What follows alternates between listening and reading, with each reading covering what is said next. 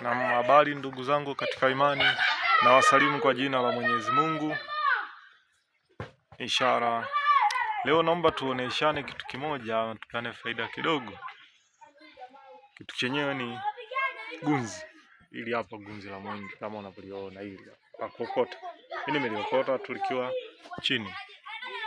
Kikali gunzi lina maajabu mengi sana ndugu zangu.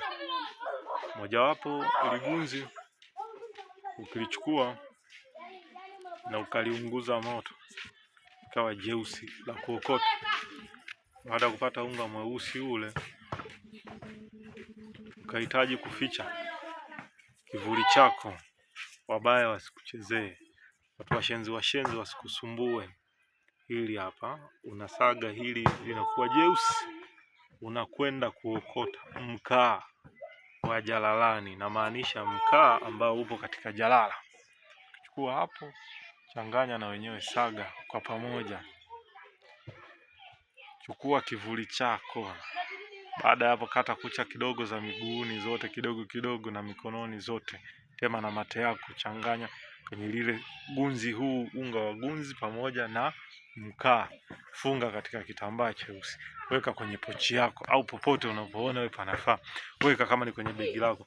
Tembea, hakuna mtu akuja kukuona wala kukuchezea kwa utu ubaya. Hayo ndo maajabu ya gunzi Mwenyezi Mungu aliyoweka pamoja na kaa la jalalani.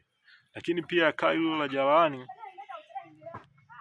ukiliokota lile, hilo ndo linalotumika kwenda kuzuia chuma ulete, kuibiwa fedha katika biashara yako. Weka kale kamkaka moja tu kakipande, uvunja kamkaka moja, kaa la jalalani, weka mle, hautaibiwa fedha zako.